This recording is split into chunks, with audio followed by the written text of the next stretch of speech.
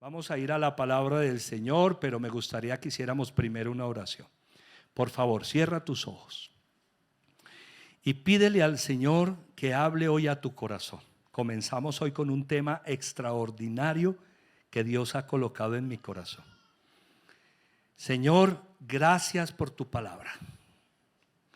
Gracias porque esto que has colocado en mi corazón, sé que va a bendecir la iglesia. Sé que va a traer conocimiento, pero sobre todo experiencia. Que va a traer revelación. Que nos vas a revelar cosas maravillosas a través de tu palabra, porque tu palabra fue revelada por ti y tú la pones en el corazón de quien la quiera recibir, y yo la quiero recibir.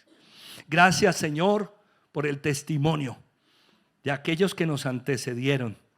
Gracias porque la palabra quedó escrita para que nosotros crezcamos en fe y aprendamos, Señor, en el nombre del Señor Jesucristo.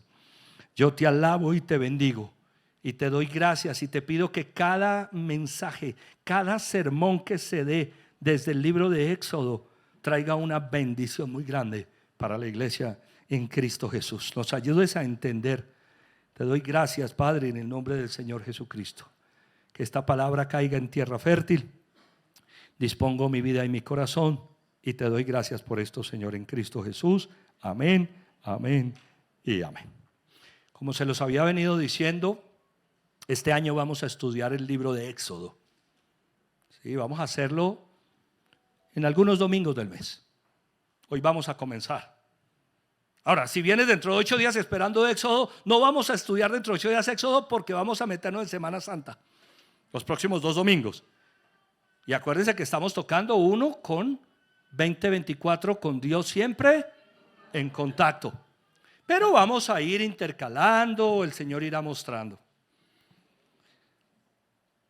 Ustedes me han escuchado decir que el Señor coloca cosas en el corazón de uno.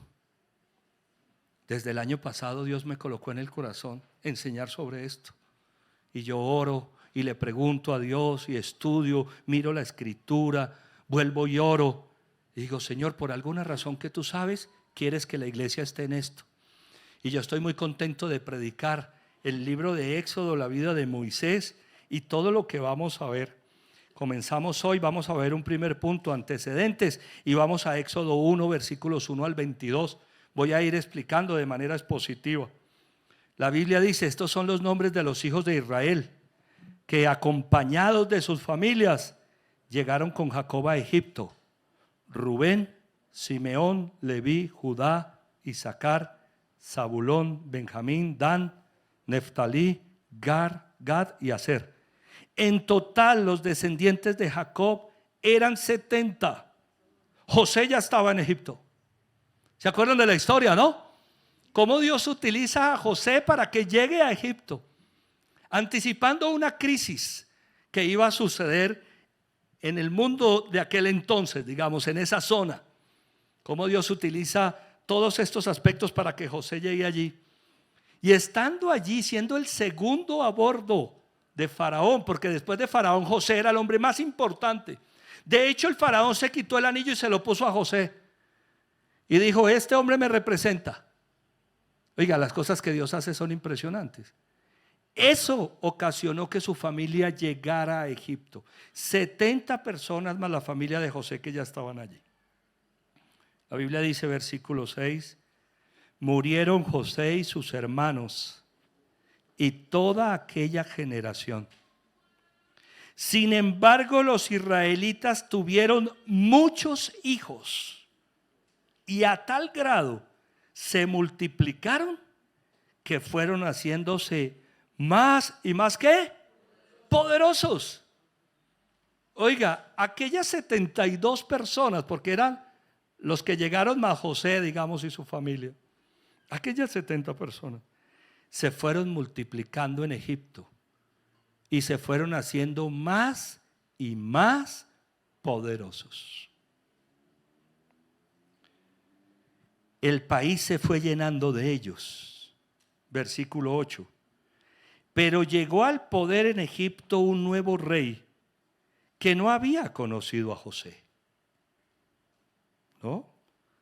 Muere toda esa generación de José, el faraón que lo recibió, que le dio el lugar, y dice que llegó uno que no había conocido a Josué y dijo a su pueblo: cuidado con los israelitas, que ya son más fuertes y numerosos que nosotros. Oiga, esto es increíble. Versículo 10: vamos a tener que manejarlos con mucha astucia, de lo contrario seguirán aumentando.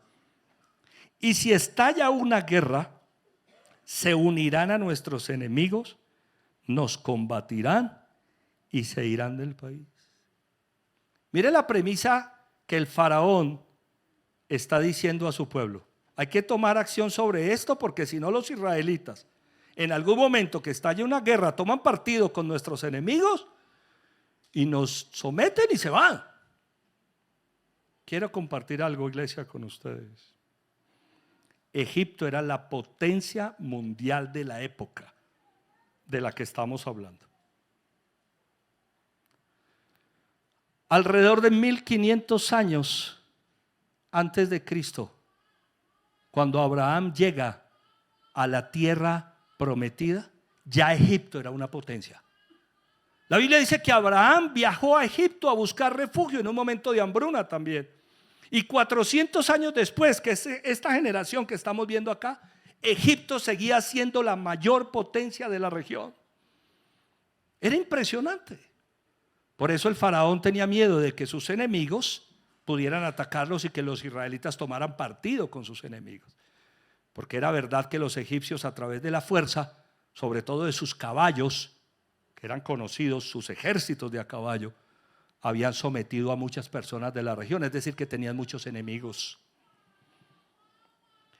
Versículo 11: fue así como los egipcios pusieron capataces para que oprimieran a los israelitas.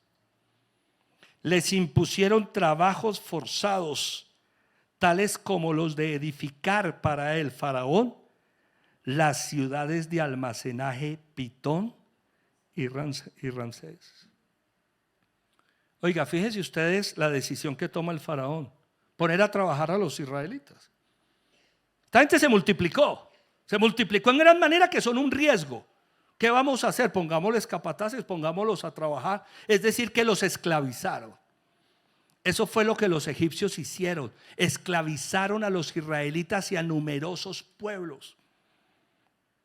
Es muy curioso cuando uno ve los programas de hoy que muestran, por ejemplo, las pirámides de Egipto, que son obras majestuosas. Esas obras majestuosas fueron hechas por pueblos esclavizados, no por alienígenas que vinieron de otros mundos, como quieren enseñar hoy.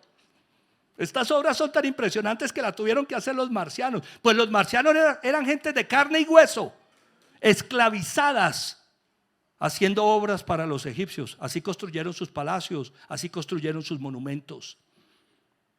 La Biblia dice que cuando el pueblo de Israel salió de Egipto eran 600,000 personas, 600,000 esclavos construyendo ladrillos y monumentos para el faraón.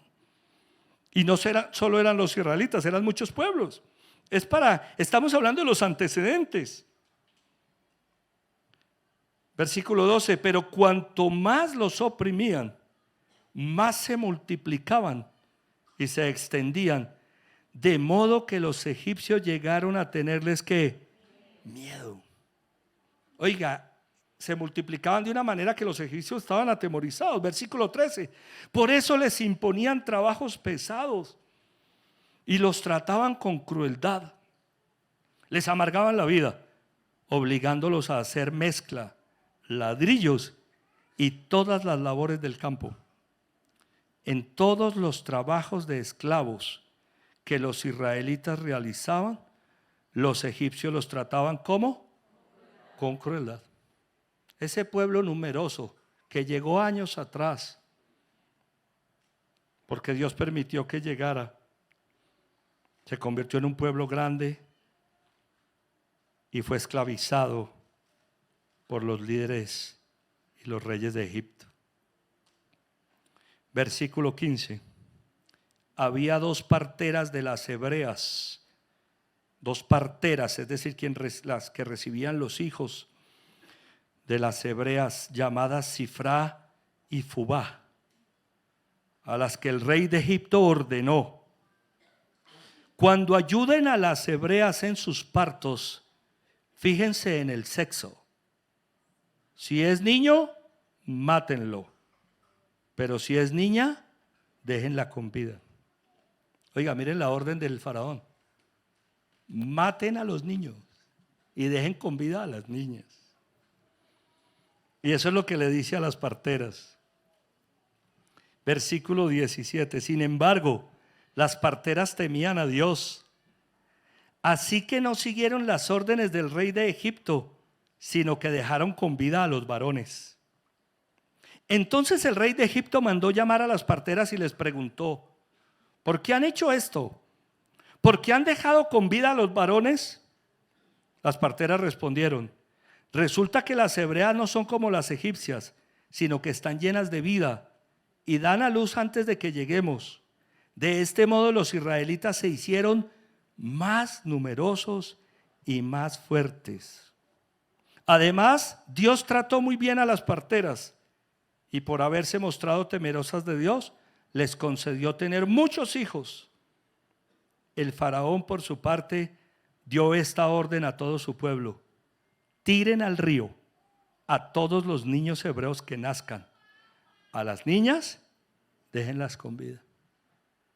No es la única, la primera ni la única vez en que el enemigo quiere matar a los niños, a los varones. Sucedió en esta ocasión, pero también sucedió en época de Jesús. ¿Te acuerdas de Herodes? Que cuando se enteró de que había nacido un niño que era rey, el rey de Israel ordenó matar a todos los niños varones. Es que eso es lo que quiere hacer el enemigo: matar a los hombres, acabar con la hombría. A mí me impacta lo que sucede hoy en día. Pareciera que ser hombre hoy en día es un pecado, o por lo menos un problema. No sé si te has dado cuenta, las ideologías modernas, cómo están tomando al hombre cada rato y lo están arrinconando. Uno se pone a ver lo que sucede hoy en día y parece que ser hombre fuera un problema, cuando ser hombre es ser una bendición. Amén. Claro, es verdad que el papel del hombre se ha desdibujado de muchas maneras. Ayer tuvimos un encuentro de hombres impresionante. Impresionante. Lamento mucho que nos hubieran avisado tarde, porque yo lo avisé tarde a ustedes. Lo avisé solamente desde el domingo pasado. ¿Cómo me hubiera gustado que la iglesia hubiera estado llena con todos los hombres, para que hubiéramos recibido la información que recibimos ayer, que fue extraordinaria? Entre otras cosas, quedaron unos sándwiches, porque yo pedí muchos más de las personas que llegaron. Están en cafetería para que por favor los llevemos a casa, que están muy ricos. Rescatar al varón, rescatar la verdadera hombría, es lo que viene a hacer el Señor Jesucristo. Amén. El varón perfecto es Jesús. Y todos los hombres que estamos acá necesitamos conocer a Jesús para poder ejercer la hombría con el modelo que es Él. Porque es una bendición ser hombre. Pero Satanás ha querido siempre acabar con la hombría. En aquel entonces, matándolos antes de nacer o al nacer, o tirándolos al río. ¿Cuáles son los antecedentes? Un pueblo que llega a una región próspera y que crece y se convierte en una amenaza. Entonces hay que esclavizarlos. Y para evitar que crezcan, es mejor acabar con los niños. Hicieron y construyeron ciudades para el faraón enteras, todos quienes fueron esclavizados por esa potencia de la época. Vamos a ver número 2, el nacimiento y la crianza de Moisés, hebreo de nacimiento. Mira capítulo 2, por favor, Éxodo 2, versículos 1 al 9. Hubo un levita que tomó por esposa a una mujer de su propia ¿qué? Tribu. Esto es muy interesante. Fíjense ustedes que cuando la palabra de Dios nos empieza a mostrar de qué familia nace Moisés, empezamos a entender cosas que van a suceder más adelante. Las familias, los hijos de Jacob que llegaron a Egipto, empezaron a reconocerse por familias. Los hijos de Rubén, los hijos de Gad, los hijos de José, los hijos de Leví. La Biblia dice que un levita tomó por esposa a una mujer de su propia tribu. La mujer quedó embarazada y tuvo un hijo. Y al verlo tan hermoso, lo escondió durante 3 meses. ¿Cuál era la orden? Matar a los niños varones. Matar a los varoncitos. Entonces, ¿qué hizo la mamá de Moisés? Lo escondió durante 3 meses. Cuando ya no pudo seguir ocultándolo, preparó una cesta de papiro, la embadurnó con brea y asfalto. Después puso en ella al niño y se fue a dejar la cesta entre los juncos que había a la orilla del Nilo. Ya no pudo seguir ocultando al niño. Ya tenía 3 meses. Hace una barca en una cesta y lo deja a la orilla del río Nilo entre juncos. Pero la hermana del niño se quedó a cierta distancia para ver qué pasaría con él. Oiga, lo puso en el río, en la corriente, para que la corriente se lo llevara a su suerte. Pero la hermanita estaba mirando. En eso, la hija del faraón bajó a bañarse en el Nilo. Sus doncellas, mientras tanto, se paseaban por la orilla del río. De pronto, la hija del faraón vio la cesta entre los juncos y ordenó a una de sus esclavas que fuera por ella. Cuando la hija del faraón abrió la cesta y vio allí dentro un niño que lloraba, le tuvo compasión y exclamó: ¿es un niño qué? Hebreo. Moisés nació hebreo, hijo de levitas. Es increíble porque después esta tribu, la de Leví, es la que se va a encargar de todos los asuntos de la adoración al Señor en el tabernáculo, en el templo. De hecho, su hermano va a ser el primer sacerdote. Bueno, Moisés era sacerdote también. Llegó a ser sacerdote. Le tuvo compasión, dice la palabra, cuando lo vio. La Biblia dice que era un niño hermoso. Es un niño hebreo, exclamó. La hermana del niño preguntó entonces a la hija del faraón. Como la hermana del niño, la mayorcita, estaba cerca, preguntó: ¿quiere usted que vaya y llame a una nodriza hebrea para que críe al niño por usted? Oiga, qué buena propuesta. Ve a llamarla, contestó la muchacha, y fue y trajo ¿a quién? A la madre del niño. Claro, que mejor nodriza que su mamá. Oiga, cuando colocan a Moisés en el río para que la corriente se lo lleve a su suerte, mire todo lo que comienza a suceder. Esto es impresionante. Lo que vamos a ver en Éxodo es impresionante. Ustedes no tienen ni idea de lo que vamos a ver. ¿Cómo Dios utiliza una circunstancia como esta? En el plan de Dios y en la mente de Dios caben muchas cosas. Amén, iglesia. A veces a uno no le cabe en la cabeza. ¿Qué se iba a imaginar la mamá de Moisés? Que la hija del faraón se iba a encontrar al niño. ¿Qué se iba a imaginar la mamá? Que la iban a llamar para que fuera la nodriza de su propio hijo. Ve a llamarla, contestó. La muchacha fue y trajo a la madre del niño. Versículo 9. Y la hija del faraón le dijo: llévate a este niño y críamelo. Yo te pagaré por hacerlo. ¿Te cabe eso en la cabeza? Fue así como la madre del niño se lo llevó y lo crió. Oiga, su propia madre crió a Moisés. Lo estaba criando no para ella, para la hija del faraón. Pero Dios tenía un plan con Moisés desde su propio nacimiento. Nacer hebreo, que llegara al palacio, como lo vamos a ver, que lo criara su madre. Número 3, la formación de Moisés, príncipe en Egipto. Éxodo 2, versículo 10. Ya crecido el niño, se lo llevó a la hija del faraón y ella lo adoptó como hijo suyo. ¿Quién era Moisés? El nieto del faraón, hijo de la hija del faraón. La hija del faraón, ¿qué hizo? Lo adoptó como hijo suyo. Era su hijo. Además le puso por nombre Moisés, pues dijo: yo lo saqué del río. El nombre Moisés suena como el nombre sacar. Moisés sacado de las aguas. Sacado de las aguas. Cuando quizá lo que estaban esperando era que las aguas se llevaran al niño y lo ahogaran, Dios lo sacó de las aguas. Cuando nosotros creemos que las aguas nos van a ahogar, ¿qué hace Dios? Nos saca de las aguas. Y utiliza circunstancias que uno ni se imagina. Cuando uno cree que todo está perdido. Ya crecido el niño, se lo llevó a la hija del faraón y ella lo adoptó como hijo suyo. Esto es muy interesante porque esto lo que significa es que Moisés comienza a ser príncipe en Egipto.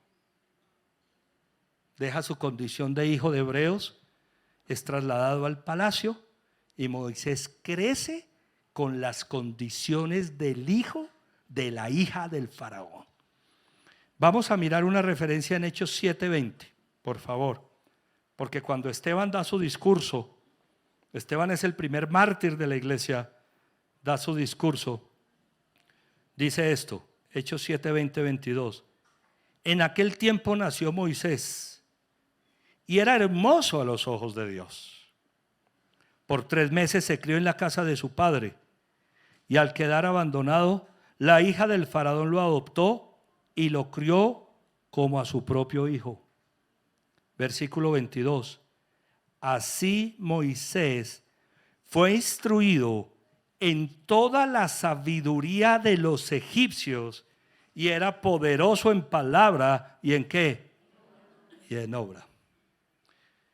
¿Por qué estamos tocando hoy este tema? Porque vamos a empezar a ver lo que sucede en Éxodo.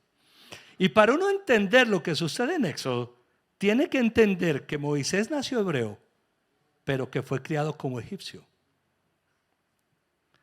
Moisés aprendió la sabiduría de los egipcios, era reconocida en la época. Moisés aprendió el arte de la guerra con los egipcios. Moisés era un guerrero, porque eso era lo que eran los egipcios. Voy a colocarte una visión. El faraón era el hombre más poderoso de la época. El faraón en sí mismo era un guerrero, pero sus hijos también lo eran. Y cuando uno no entiende este contexto, entonces no entiende de quién estamos hablando. Moisés era un príncipe egipcio, un hombre poderoso. Eso era Moisés. Fue rescatado de las aguas porque su vida estaba perdida, pero Dios permitió que las circunstancias lo llevaran al palacio y que fuera criado e instruido con toda la sabiduría de los egipcios. Y era un hombre poderoso en palabra y en obra. Moisés se convirtió en un líder en Egipto, en un príncipe de Egipto. Número 4. Moisés asesina a un egipcio, se ensucia las manos. Éxodo 2, 11 al 12. Un día Moisés ya había crecido. Cuando Moisés ya había crecido, fue a ver a sus hermanos de sangre y pudo observar sus penurias. Porque Moisés tiene un ADN. ¿Cuál es el ADN de Moisés? Hebreo. Él tiene ese ADN. Él fue criado por su madre le dio pecho. Él tiene ese ADN en su sangre. Él crece como un príncipe, como un guerrero, era poderoso, pero él tiene el ADN hebreo en su corazón. Dice que cuando ya había crecido fue a ver a sus hermanos de sangre y pudo observar sus penurias. De pronto vio que un egipcio golpeaba a uno de sus hermanos, es decir, a un hebreo. Miró entonces a uno y otro lado. Hágame un favor, mire a uno y a otro lado. ¿Qué estaba haciendo Moisés? Mirando que no hubiera nadie. Porque de manera premeditada, escuché esto, Moisés fue instruido para matar. Era un príncipe en Egipto. Y un príncipe en Egipto había sido instruido para matar, no para tener compasión de nadie. La Biblia dice que de pronto vio que un egipcio golpeaba a uno de sus hermanos, es decir, a un hebreo. Miró entonces a uno y a otro lado, y al no ver a nadie, mató al egipcio y lo escondió en la arena. Oiga, ¿qué le parece? Moisés había sido criado para la guerra. Cuando él ve que están golpeando a uno de sus hermanos, a un hebreo, ¿a usted le parece muy difícil que Moisés sacara la espada y asesinara a alguien? Si para eso fue formado. Entonces intentó de que nadie lo viera y se ensució las manos matando a un egipcio. Miren cómo lo dice Hechos 7. Acompáñame nuevamente a Hechos 7 para que veamos la narración de Esteban. Hay algo muy interesante en la narración de Esteban, porque la vida de Moisés, o lo que Esteban narra, que son detalles que no están allá en Éxodo, es lo que se conoce como una tradición oral. Esto era lo que se enseñaba de Moisés en el pueblo de Israel. Versículo 23, cuando cumplió 40 años. Oiga, ¿cuántos años? 40. Ya Moisés, como dice por allá, era un hombre con todas las de la ley. No era ni siquiera un joven, no era un muchacho. Ya era un hombre, 40 años. 40 años recibiendo, menos quitémosle los años que pudo estar en la casa de su madre recibiendo instrucción. Imagínate qué había en la mente de Moisés. Cuando cumplió 40 años, Moisés tuvo el deseo de visitar a sus hermanos israelitas.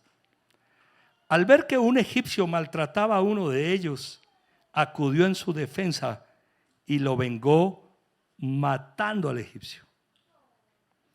Moisés suponía que sus hermanos reconocerían que Dios iba a liberarlos por medio de él, pero ellos no lo comprendieron así. Estuve recordando que un día en una consejería, que ni siquiera recuerdo la persona de la consejería ni la situación que me estaba contando, pero sí recuerdo lo que le dije. La persona me dijo: pastor, si vieras, tenía una situación por resolver y me puse a resolverla con mi propia mano. Creí que lo que tenía que hacer era esto, esto y esto. No te imaginas el enredo en el que estoy. ¿Sabes qué me puso el Espíritu Santo a decirle? Oiga, hermano, usted mató al egipcio. Usted se fue y mató al egipcio. ¿Cómo así, pastor? Le dije: sí, quiso resolver las cosas con su propia mano, pensando que era lo que Dios quería. Y mire el problema en el que está. A veces el Espíritu Santo le pone a uno cosas en la consejería. Desde ahí tengo ese dicho: matar al egipcio significa hacer las cosas por nuestros propios medios solo para empeorarlas. Amén. Si te das cuenta cuántas veces y analizas bien cuántas veces has matado al egipcio, va a ser una cosa tremenda. Cuando quisimos resolver las cosas por nuestros propios medios, eso fue lo que le pasó a Moisés. Pensó que sus hermanos de sangre y lo iban a reconocer, dice la Biblia, que los iba a liberar de él, pero ellos no lo comprendieron así. Número 5. Moisés huye del palacio para salvar su vida. ¿Juez autoimpuesto? Vamos a Éxodo 2, por favor, versículos 13 al 15.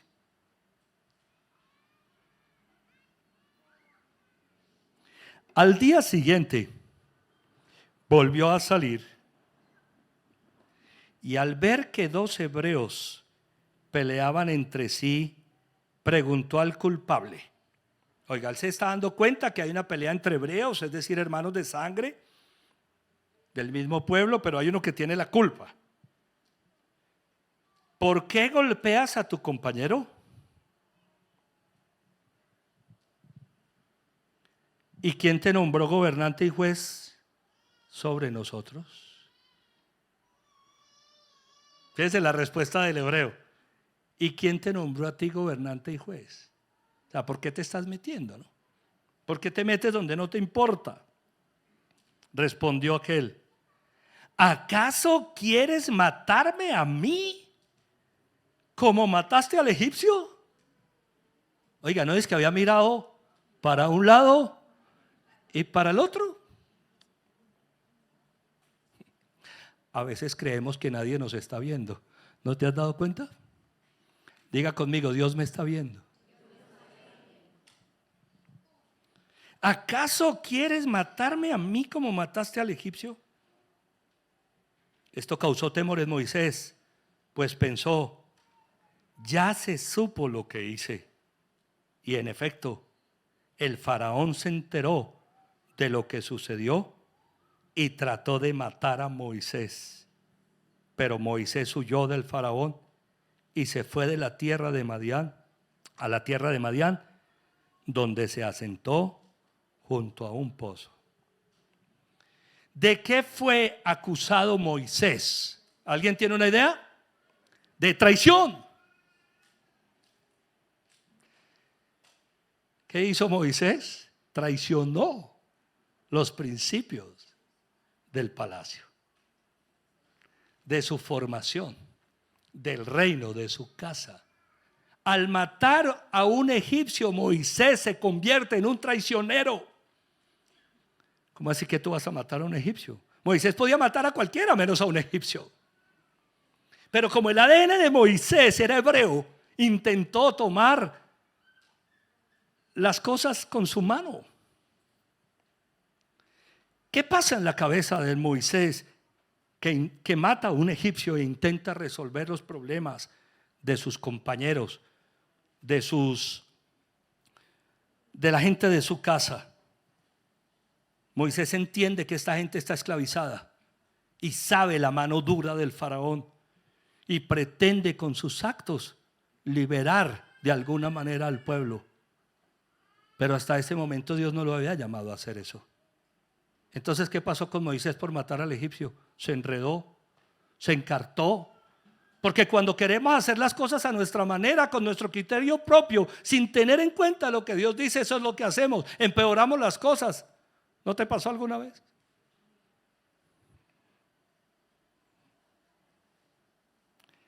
A esto, Esther Lucía, la esposa del pastor Darío, lo llama a hacer la obra de Dios con los métodos del diablo.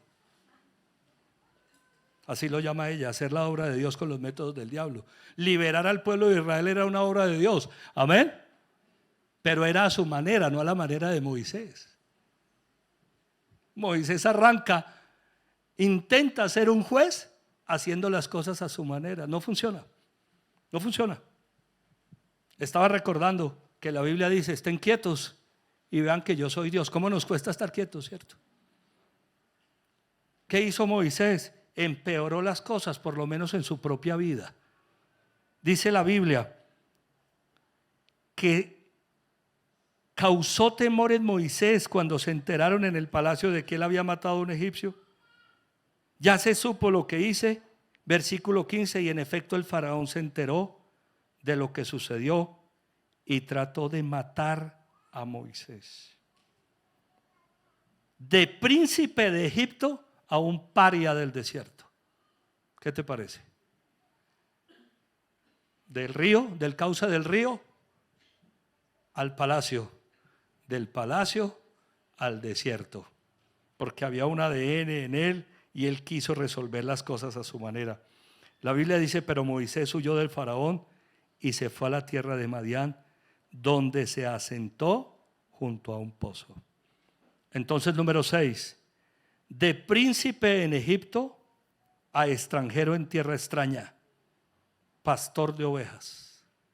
Fíjense qué transición. Versículo 16, Éxodo 2, 16 al 22. El sacerdote de Madián tenía 7 hijas, las cuales solían ir a sacar agua para llenar los abrevaderos y dar de beber a las ovejas de su padre. En época bíblica, uno de los trabajos de las mujeres era el tema de ir a sacar agua a los pozos, llevar agua para sus casas y dar agua a los rebaños. Eso es algo que vemos constantemente, porque en la Biblia tenemos que entender que hay una cultura también. Esto es muy interesante. En época bíblica, las que se encargaban del manejo de las aguas, de los pozos, de sacar agua, eran las mujeres. Vemos a Jesús hablando con una mujer que iba con un cántaro en el pozo de Jacob, por ejemplo. ¿Sí ves? Eso era muy normal, era la cultura de ellos. Hay algo que hemos aprendido en la teología integral, y esto es muy interesante. No existe una cultura cristiana, existe una doctrina cristiana para todas las culturas. ¿Qué significa eso? Voy a volverlo a decir. No existe una cultura cristiana. No hay tal cosa como que nosotros como cristianos tengamos que adoptar la cultura judía para agradar a Dios. Eso no existe. Nosotros no tenemos que volvernos judíos para agradar a Dios. Amén. Nosotros tenemos que aplicar las enseñanzas, las doctrinas a nuestra propia cultura. Porque no existe una cultura cristiana, existe una doctrina cristiana para todas las culturas.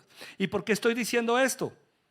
Porque algunas corrientes religiosas entienden que para ser verdaderos cristianos tienen que aprender hebreo y convertirse en judíos. Y hay iglesias que eran iglesias cristianas normales como esta, cuando uno se pone a ver, oiga, ¿y aquellos por qué tienen kipá? ¿Y por qué celebran el Sabbat? Ah, es que se volvieron judíos, porque para ser cristiano hay que hacerse judío. Qué cosa tan equivocada.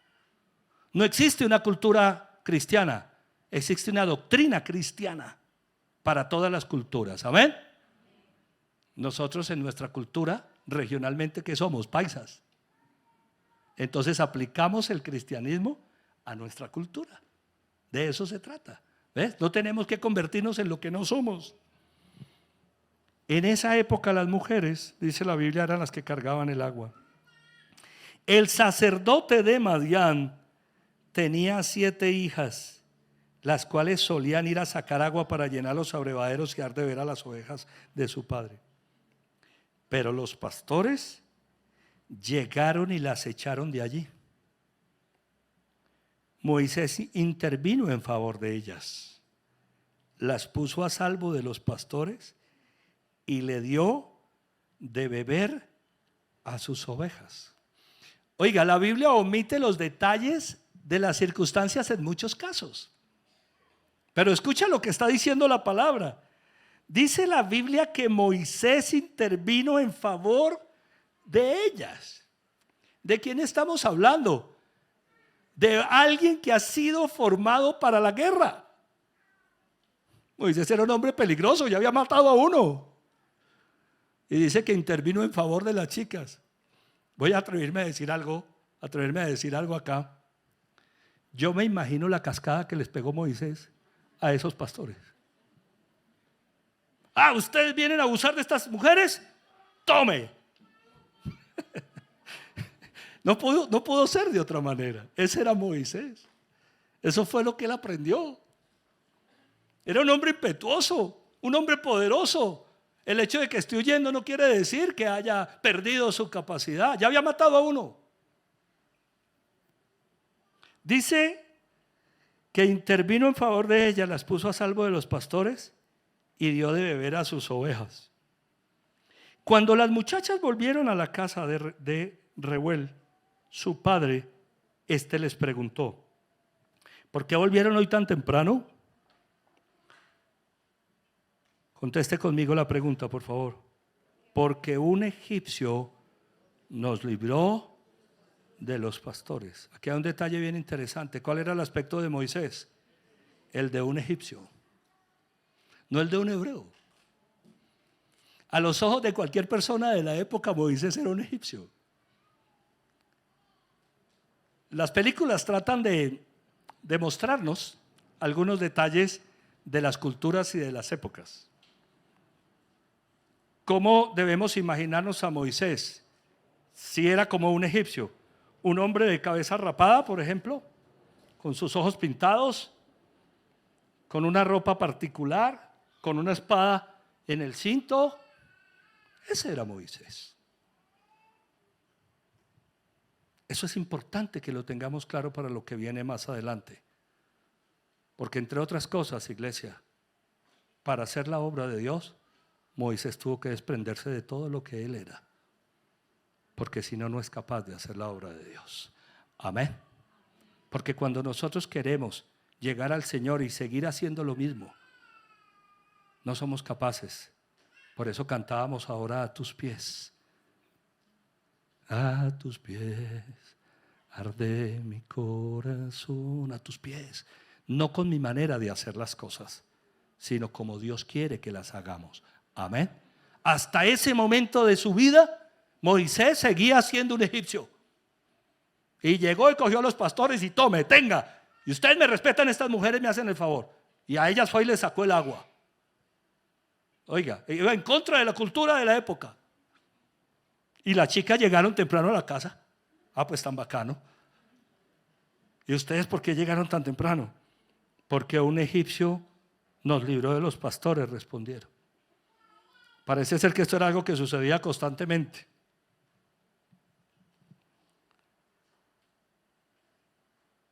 Porque un egipcio nos libró de los pastores. ¿Quién era Moisés? Un egipcio.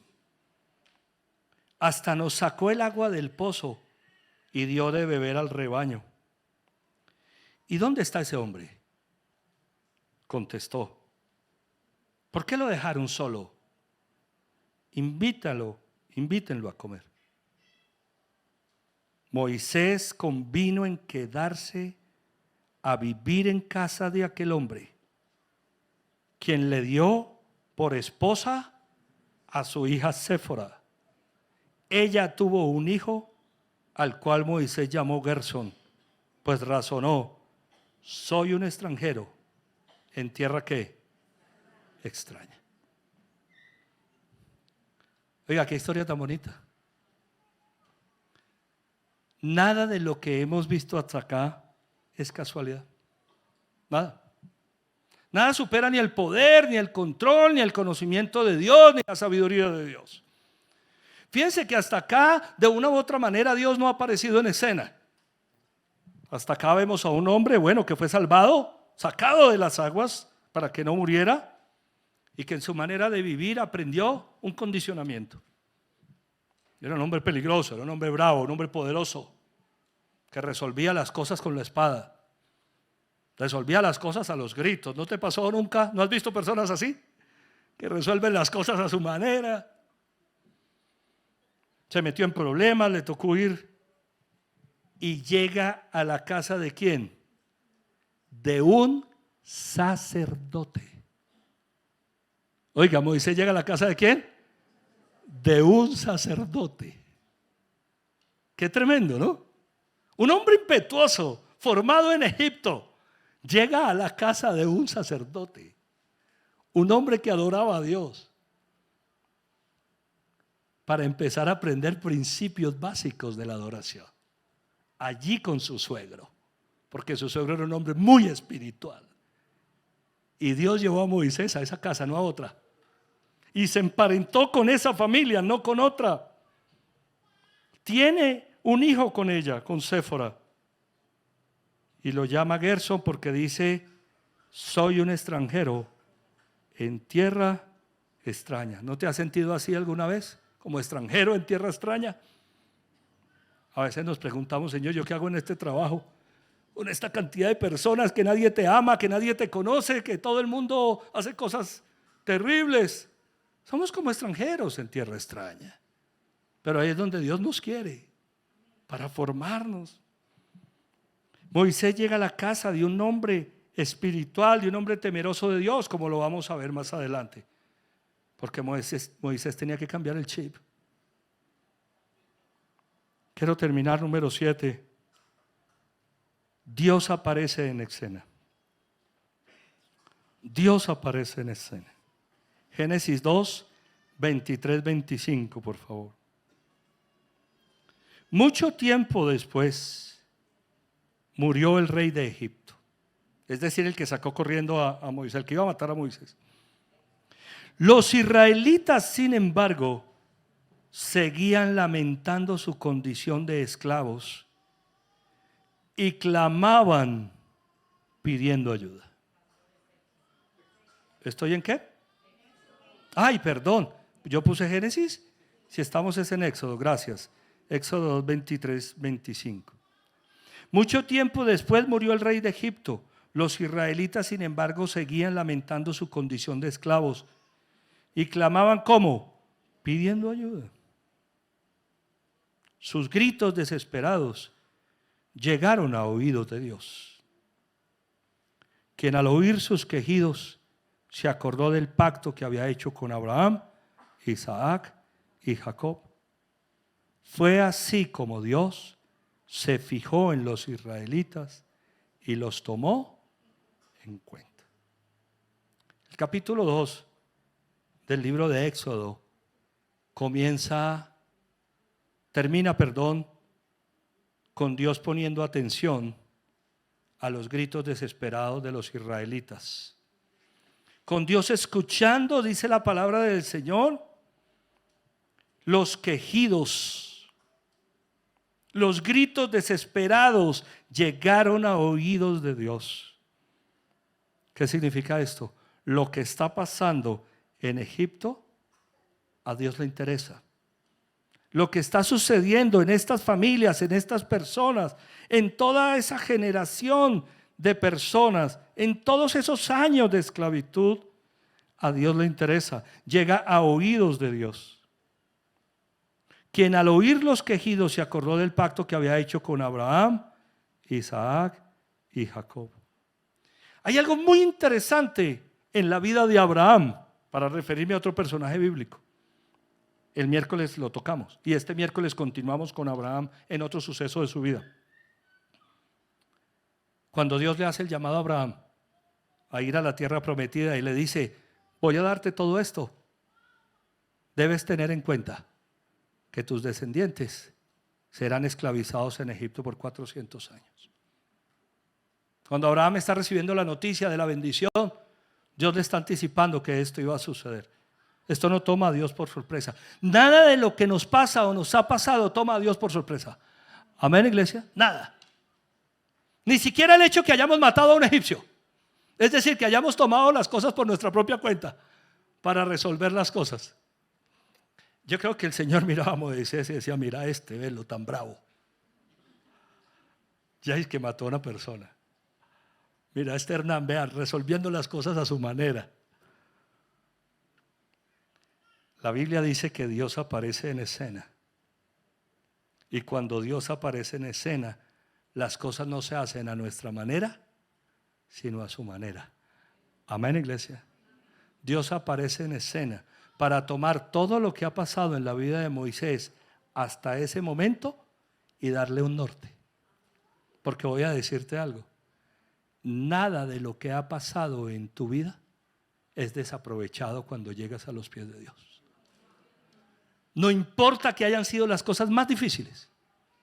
No importa que hayas intentado resolver las cosas a tu manera, sin poderlas solucionar, incluso empeorándolas. Cuando Dios aparece en escena, Él toma todo lo que ha pasado en nuestra vida y lo utiliza para bien. Amén, iglesia. Vine a comprender después de años por qué tuve que pasar por muchas cosas. ¿Por qué tuve que pasar por lo que pasé en mi casa? Vine a comprender por qué Dios me puso en cierto lugar.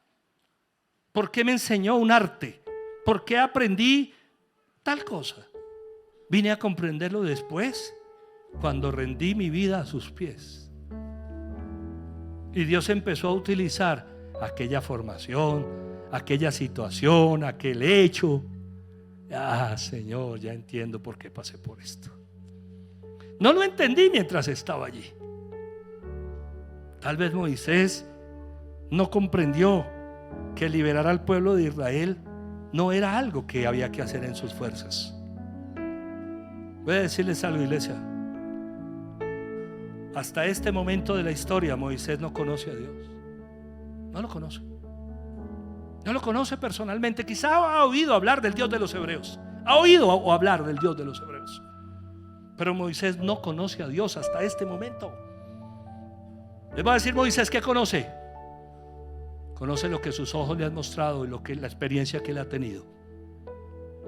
Moisés conoce su espada, los principios de Egipto. Moisés conoce lo que él aprendió. Pero cuando Dios aparece en escena, va a tomar la vida de este hombre y la va a convertir en algo que Moisés ni se imagina. Y tú te preguntas, ¿yo por qué he pasado por esto? ¿Yo por qué estoy viviendo esto? ¿Yo por qué he tenido que pasar por esta situación? ¿Por qué aprendí esta arte? ¿Por qué estudié esto? ¿Por qué? Y cuando estamos a los pies del Señor, Él empieza a mostrarnos el por qué. Amén. Él empieza a utilizarnos. Creo que quedamos con una buena expectativa para lo que viene en el próximo capítulo, que va a estar espectacular cuando vayamos al capítulo 3. Solamente quiero pedirles un favor. Estudien Éxodo como tarea. Métanse con la palabra. Vayan y miren lo que está pasando. Cosa que cuando lleguemos acá, digamos, ya sé qué es lo que va a pasar. Y vamos sacando conclusiones por la guía del Señor. Amén. No me dejen solo estudiando Éxodo. Yo he venido haciéndolo desde hace 6 meses. Ahora con más énfasis porque estoy haciendo mis devocionales con Éxodo, para poder sacar enseñanzas. Háganlo ustedes también. Miren qué es lo que sucede. Miren cómo Dios, cuando llega a una vida, la va a transformar. Y cómo Dios tiene que cambiar de raíz y de esencia todo lo que hemos hecho y hemos sido para poder entender su plan, para que no sigamos haciendo las cosas a nuestra manera. Amén, iglesia. Porque voy a decirles algo para terminar. Tú y yo somos Moisés. Tú y yo somos Moisés, que hemos pasado por circunstancias que uno no entiende. Salvados, sacados del agua y colocados en un lugar donde decimos, ¿yo qué hago aquí, Señor? Solo para entender que cuando Dios llega a nuestra vida, dice, voy a utilizar todo eso. Llegar a la casa de un sacerdote me impresiona. No podía ser en otro lugar donde este hombre empezara a recibir los consejos de su suegro. Mi hijo, no lo haga así. ¿Qué fue lo que le hizo a los pastores con las chicas? No. Yo me imagino que los pastores llegaron a poner quejas. ¿Quién es ese hombre tan bravo que llegó? Mi hijo, no lo haga así. ¿Te imaginas al sacerdote hablando con Moisés? Yo sí me lo imagino. ¿Cómo que mataste a un hombre? ¿Cómo hiciste eso? Porque empieza a desarrollarse toda una historia preciosa. Cierra tus ojos, por favor. Solo quiero dejarles en el corazón que la historia de nuestras vidas, lo que quiera que haya pasado, no supera el conocimiento de Dios, pero que es necesario ser cambiados para darle un orden a eso que está pasando, que es necesario estar a los pies del Señor para hacer las cosas como Dios quiere. No es en nuestras fuerzas, no es a nuestra manera, no es matando al egipcio. Ríndete al Señor. Deja que Dios sea el protagonista de tu vida. Dios va a utilizar todo lo que ha sucedido, aún las cosas negativas, que hoy no lo entiendes, pero mañana lo va a utilizar para una obra gloriosa, como lo hizo con Moisés. Pero hay que llegar a casa del sacerdote. El sacerdote representa a la iglesia, representa el consejo del pastor, representa los principios de la palabra. No fue a otro hogar, no estás aquí por casualidad. Estás aquí porque Dios te quiere instruir.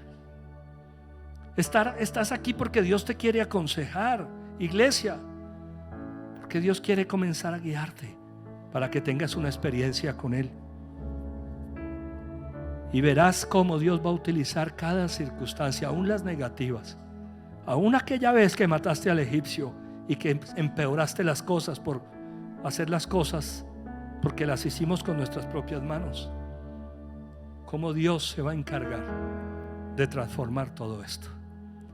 Padre, yo quiero darte gracias en esta mañana, porque hay una revelación tan bonita en tu palabra, en la vida de Moisés, en el libro de Éxodo, que nos va a enseñar a nosotros que tener una experiencia contigo es algo maravilloso. Quieres ganar nuestro corazón como lo hiciste con Moisés. Por eso nos quieres estudiando Éxodo. Quieres que entendamos que hay cosas que aún no las hemos hecho porque no hemos comprendido de qué se trata seguirte. Pero aquí estamos, Señor, dispuestos. Yo estoy muy contento, Señor, con esto que me has puesto a enseñar, porque esto va a formar la iglesia para un nuevo mover del Espíritu Santo. Porque es necesario que aprendamos a rendirnos a ti, Señor, a humillarnos y dejar de hacer las cosas a nuestra manera, porque hemos sido condicionados por los hechos, por la crianza, por la formación. Y tú quieres que todo eso se rinda a ti para los planes de libertad de nuestras familias, de nuestras casas, de nuestras vidas. Yo te alabo, Padre, en el nombre de Jesucristo. Honro tu nombre, honro la guía de tu Espíritu Santo, y te pido que la iglesia sea sensible para entender lo que tú le quieres enseñar en estas lecciones por las que vamos a atravesar. Perdóname, Señor, porque muchas veces he matado al egipcio. He querido que las cosas se resuelvan a mi manera. Yo me humillo hoy y te pido, Señor, que llegar a la iglesia me sirva para ir cambiando mi manera de pensar y que tenga un encuentro vivo contigo, Señor. Gracias porque todo lo que he vivido, sea difícil, sea bonito, sea duro, sea hermoso, tú lo vas a utilizar, porque tú me sacaste, me salvaste, me sacaste de las aguas como a Moisés para darme un propósito. En Cristo Jesús, Señor, te alabo y te bendigo. Amén, amén y amén. Dale un fuerte aplauso al Señor. Que Dios los bendiga, iglesia. Permítanme preguntar, como siempre lo hago o lo hacemos, si hay alguien que venga hoy por primera vez. Si hoy estás acá por primera vez en la iglesia, levántame tu mano. Dios te bendiga. ¿Quién más viene hoy por primera vez? Que Dios te bendiga. ¿Quién más viene por primera vez? Dios los bendiga, Dios los bendiga. Dios los bendiga. Démosle un fuerte aplauso al Señor. Dios los bendiga.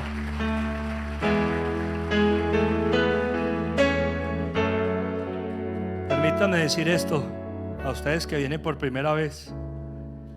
Como saber que Dios sabe que ustedes necesitaban estar acá. Como saber que Dios sabe.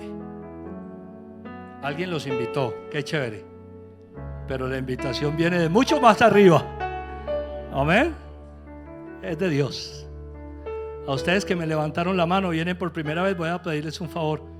Vengan un momento acá al frente. Vamos a hacer una oración para decirle a Jesús que lo necesitamos. Vengan acá, por favor, iglesia. Dale un fuerte aplauso al Señor.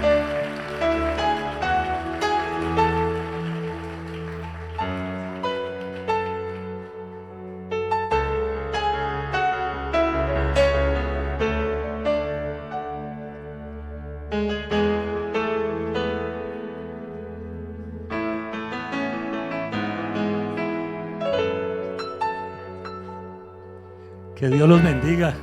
Bienvenidos, bienvenidos. Mucho gusto. ¿Hay alguien más allí que venga por primera vez? Que tal vez hoy nos acompañes por primera vez. O tal vez alguien que haya venido otras veces pero no le haya entregado su vida a Dios. No le haya dicho al Señor: Señor, yo te necesito. No sé si alguien hizo ya esta oración antes, pero yo quiero invitarlos. Oiga, esta historia continuará. Me gustaría verlos a todos los próximos domingos en cada entrega, porque vamos a crecer mucho, vamos a aprender mucho. Y lo más importante para ustedes que están acá al frente es entregarle nuestra vida a Dios. Es decirle: Señor, yo quiero pedirte que vengas a mi corazón y que me ayudes a ser la persona que tú quieres que yo sea. No hay nada más que decir. Vamos a cerrar nuestros ojos, por favor. Iglesia, vamos a cerrar los ojos y los vamos a acompañar. Si estás en casa también por primera vez, o si no es la primera vez, vamos a acompañarlos. Por favor, repitan esta oración que yo voy a decir. Digan esto conmigo: Señor Jesucristo, yo te necesito. Abro la puerta de mi corazón y te pido que entres en él y hagas de mí la persona que tú quieres que yo sea. Yo reconozco que he cometido muchos errores, fallas y pecados. Hoy me arrepiento de todas esas cosas y acepto que tú fuiste a la cruz a morir por mis pecados. Señor Jesucristo, dame la vida que tienes para mí. Hoy me rindo a ti para hacer las cosas como tú esperas, como tú quieres. Amén y amén. Dale un fuerte aplauso al Señor en esta mañana. Que Dios los bendiga. Fíjense ustedes, los que están aquí de pie, que se han puesto de pie. John y Gloria, Dios los bendiga. John y Glorita, ellos dirigen el grupo de bienvenida de la iglesia, el grupo de conexión, lo llamamos Nicodemo, ese grupo. Queremos que vayan con John y con Gloria y compartan un momentico con ellos, que lleven una literatura a la casa, léanla, denle una ojeadita para que vean con un poco más de profundidad algunos detalles de la iglesia. Solo quiero decirles esto: estamos para servirles. Esta es su casa. Cuenten con nosotros. Ya conocen el camino para venir. Cómo me gustaría que regresaran. Sé que eso va a depender de ustedes, pero yo voy a estar orando para que vuelvan, porque les voy a decir qué va a pasar si ustedes vuelven. Su fe va a crecer. Dios va a empezar a hacer cosas adentro, y todo lo que se arregla adentro se resuelve afuera también, pero primero tiene que pasar adentro. A veces estamos esperando que las cosas se arreglen afuera. Vamos a ver que en la vida de Moisés tuvo que ocurrir un cambio interior para que las cosas cambiaran. Esta es su casa. Iglesia, vamos a darle un fuerte aplauso mientras los saludamos.